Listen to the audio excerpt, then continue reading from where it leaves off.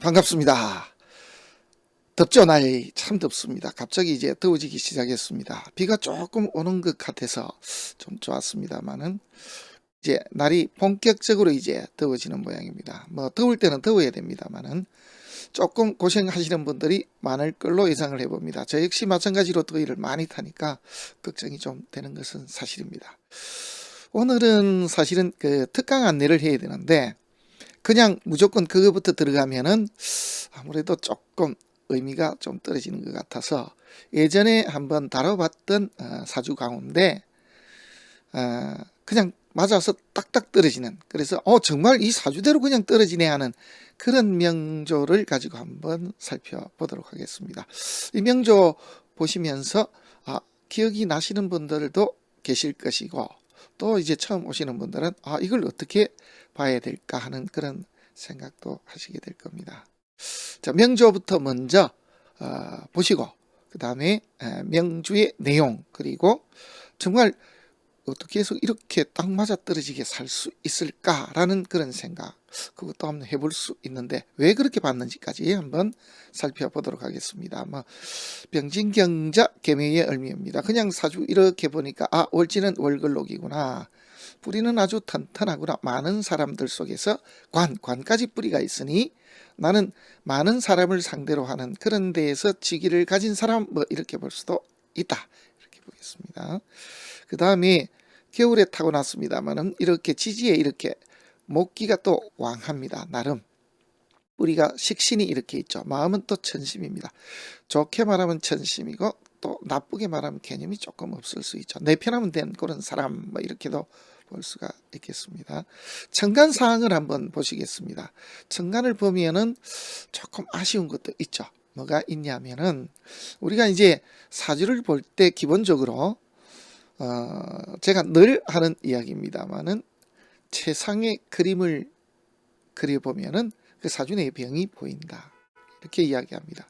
근데 이제 이 사주를 보면은 그런 생각을 좀 가질 수 있는 그런 구석이 있습니다. 자, 한번 보십시오. 자, 천간에 보면 길신들이 다 떠 있습니다. 식신도 있고 인도 있고 재도 있습니다. 그죠?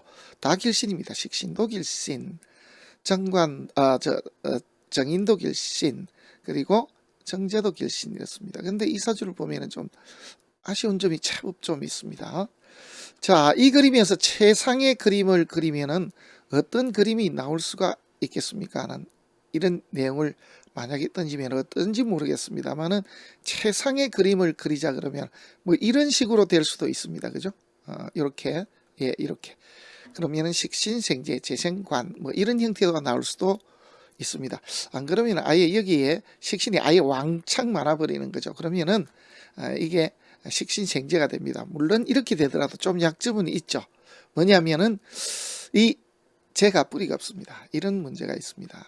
근데 여기는 근본적인 문제를 조금 안고 있는 것은 사실입니다. 어떤 건지 한번 보도록 하죠.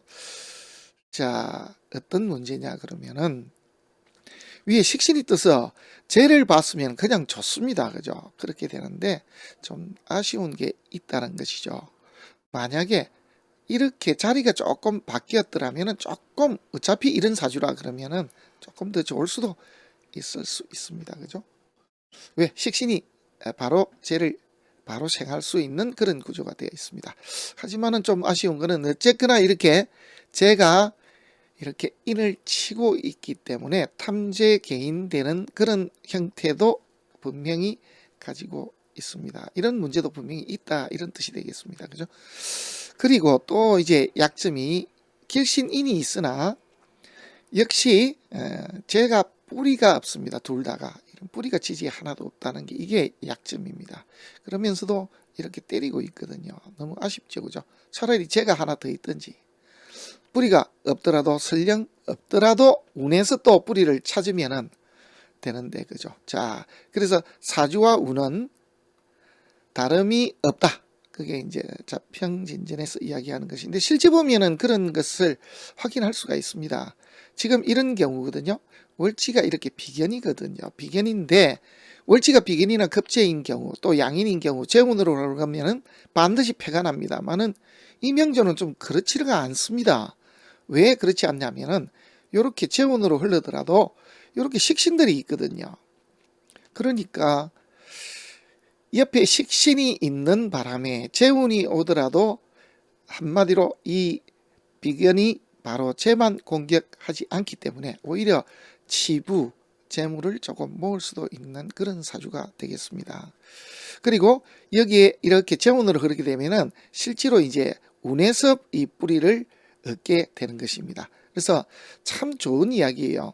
명과 운이 다르지 않다. 사주팔자와 운은 다르지 않고 이렇게 같이 봐야 되는 것이죠. 이렇게 결합을 해보면은 모자라는 점을 이렇게 보완해 줄 수가 있다. 이렇게 보시면 되겠습니다. 자, 여기 한번 보십시오. 여기 보면은 거의 사주대로 좀 살아왔다. 이렇게 말할 수가 있는 그런 부분들이 좀 나타납니다. 여기에 이제 10대 때 운을 보게 되면 운때가 괜찮냐면 괜찮죠. 촌인에 들어오는 거는요, 비견인데 급제가 들어왔으니까 좋을 게 하나도 없습니다. 살이 들어왔습니다. 이것도 역시 좋은 거 없습니다. 무술이 들어왔을 땐 좋습니까? 자, 이러나 저러나 다 좋습니다. 만약에 을경합이 되어 있다 하더라도 좋습니다. 정관이 들어왔는데요. 자, 이때 이제 묘술합이 됩니다. 관이 들어와서 내 자리를 차지한다.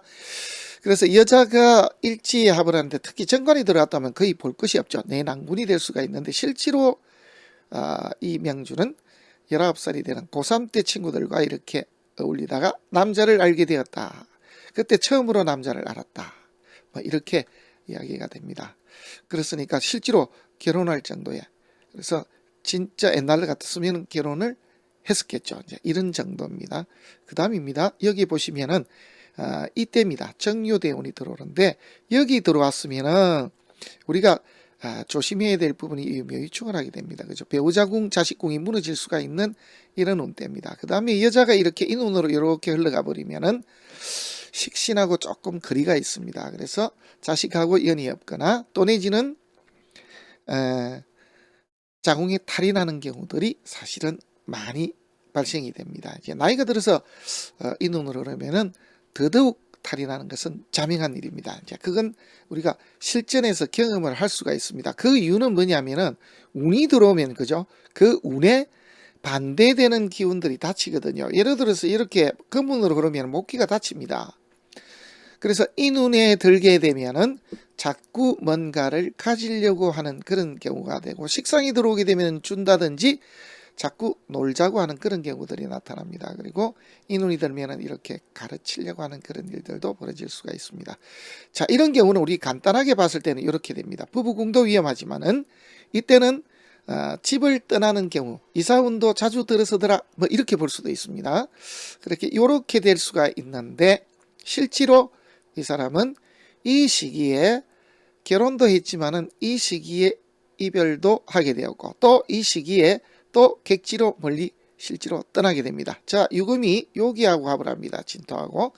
그러니까 멀리 떠날 수도 있겠죠. 자, 그 다음에 남자가 들어오는데 충하면서 일지합을 했으니까 친구들과 어울리다가 먼 곳에 가서 그래서 이상하게 분위기에 어울리면서 그냥 남자를 그때 처음으로 알게 되는 그런 일이 있었던 사람이 되겠습니다.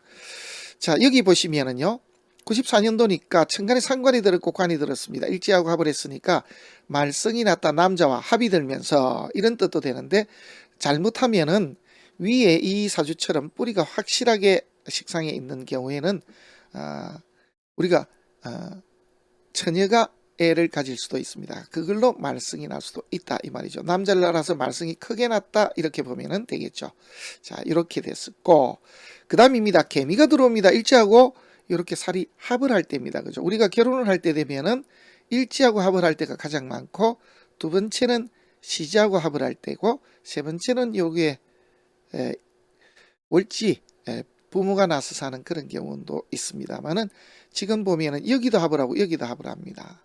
그래서 남편 합, 배우자궁 합, 자식궁의 합입니다. 자, 그러면 위에 뜬 것이 개수니까 동료, 알던 사람 뭐 이런 말도 될 수도 있습니다만은 이때에 결혼을 했습니다.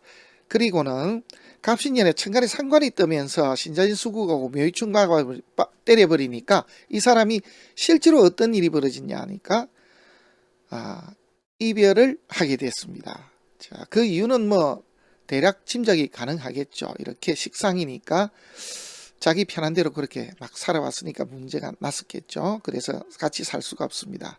그래서 결혼하고는 바로 곧 이혼을 했습니다. 그 다음에 이제 의뢰월에 객지로 떠나게 되는데, 이 시기가 이제 실지로 제 돈 벌러 객지로 떠날 수 있는 시기가 됩니다. 자, 이 여기 부담도 여기가 더 그럴까요? 여기도 그럴 수 있습니다. 지살이니까. 근데 이 시기는 완전 이사도 될 수도 있지만은, 그죠? 이렇게 일지하고 충을 했기 때문에 갑작스럽게 이제 이런 뜻이 됩니다. 우리가 충은 갑작스럽고 급박하고 이런 뜻이 되거든요. 그냥 우리가 합의됐을 때는 계획하에 이런 뜻이 됩니다만은, 지금 여기는 갑작스럽게 이렇게 보면 되겠습니다. 자, 월지가 비견이기 때문에 인운도 패가 아닙니다. 그래서 너무 어렵게 돼서 일이 풀리지 않는다, 이렇게까지 말할 수가 없습니다. 자, 그 다음에 이 을미대운 사오미로 들어가죠. 사오미로 들어가더라도 이 사주 역시 재물은 많이 벌 수가 있습니다. 만약에 미토가 들어오면 패입니다. 왜? 월지가 비견인데 살이 들어왔으니까요. 근데 이 명조는 패가 거의 나질 않습니다. 좀 어렵지만 오히려 어려운 가운데에서 기람이 더 나타나더라. 왜냐하면은 이 사주가 식신이 지지에 이렇게 확실하게 차가지고 있기 때문입니다. 그래서 헤매미하는 부분이 있기 때문에 이 시절에 또 역시 남자를 만나기도 하고, 또 이 시절이 오히려 더 앞쪽보다는 더 좋았을 수도 있습니다. 그죠? 자, 이렇게 볼 수도 있습니다.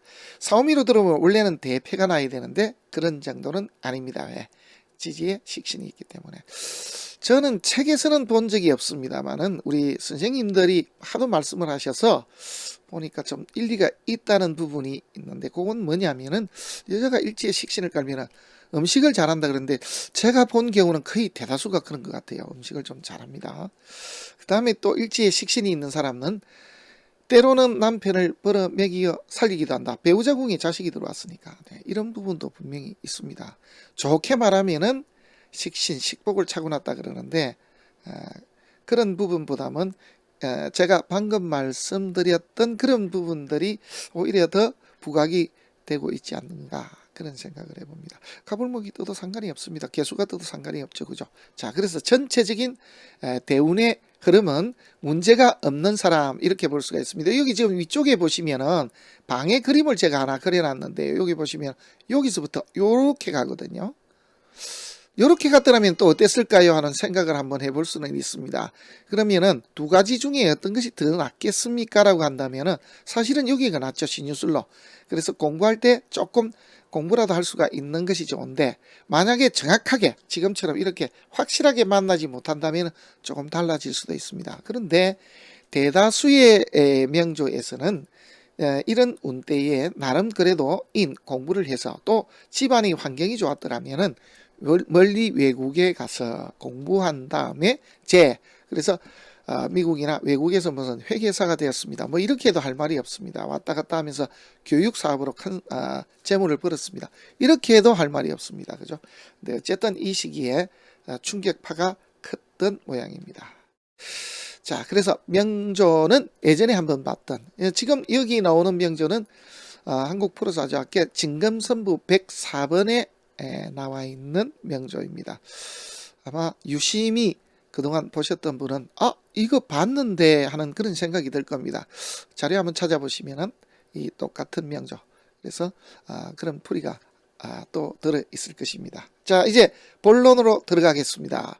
너무 아무것도 하지 않고 선전만 하면은 이상할 것 같아서 잠깐 한 명조를 했는데요. 자, 여기 보이십니까? 명리학 특강 안내입니다. 그냥 제가 까먹지 말라고 624 명리학 특강 안내입니다. 624, 625 바로 앞날에 특강을 합니다. 내용은 뭐냐면은 명리학의 핵심과 적용입니다. 명리학의 핵심을 잘 모르는 분들이 많이 계십니다. 그래서 명리학은 어떤 것이다, 어떤 역사를 가지고 있고 우리가 어떤 시선으로 접근을 해야 정확하게 명조를 읽을 수가 있다. 여기에 대해서 한번 말씀을 드리도록 하겠습니다. 자, 오른쪽 한번 보시면은요, 언제 하느냐? 6월 24일입니다. 토요일입니다. 시간은 오후 1시 반에서 4시 반까지. 그래서 3시간 강의를 할 것이고요. 장소는 한국지식교육협회인데 제가 얼마 전에 다시 녹화를 했습니다. 명리 심리상담사 녹화를 했는데 그곳입니다. 구로 디지털로 이렇게 나와 있거든요. 마리오 타워인데 안에 제가 컨디션을 좀 봤습니다만은 쾌적한 작업 환경이었습니다. 그래서 지금 현재도 거기를 다른 분들이 또 대여해서 사용하고 있다라고 하니까요. 그날 날씨가 덥다고 하더라도 걱정할 것은 없을 것 같습니다. 자, 여기 다시 왼쪽으로 와서 강사는 저고요. 마감은 6월 10일까지인데 조금 이렇게 여유는 두도록 하겠습니다. 자, 문의는 제 전화번호입니다만은 문의를 하셔도 되고 문의할 것도 별로 없을 겁니다. 왜냐하면 뒤에 아주 친절하게 약도를 그려놨기 때문입니다. 회비는 3만원입니다. 임대료는 제가 먼저 내놓은 상태입니다. 계좌는 이 번호로 농협으로 좀 보내주시면 고맙겠고요. 위치는 가시면은 5층 벽면에 트리시스라고 이렇게 되어 있습니다. 그렇게 되어 있는데 당일날 되면은 표시가 날 겁니다. 앞쪽에 뭔가 하나 붙여 놓을 거니까 걱정하지 마시고 오시면 되겠습니다. 주소는 서울특별시 구로구 디지털로 30길 28 마리오타워 509호입니다. 주차는 1층에 유료 주차장이 있습니다. 1층인데 거의 아마 지하로 내려가는 주차장이 있을 겁니다. 그래서 그 주차장을 활용하시면 되겠습니다. 강의장 풍경입니다. 제가 찍은 것이 아니고 회사에서 찍어낸 강의장 풍경입니다. 여기 보시면 트리시스라고 되어 있지, 그죠?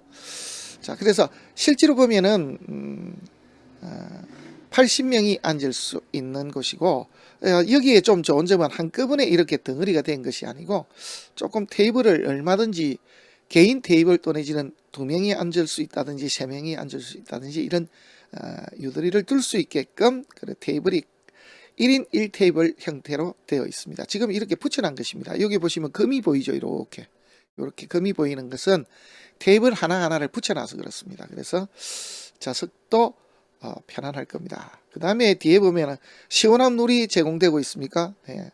이러면은 뭐 음료수보다는 물이 오히려 더 낫죠. 자, 여기에 그래서 물이 있습니다. 이렇게 되어 있고요. 만약에 당일날 비가 온다고 하더라도 걱정할 건 없습니다. 왜냐하면 이제 더워지면은 비가 오면 더 시원하니까요. 6월 24일이 되면은 많이 조금 더워질 수도 있을 것입니다. 여기에 지금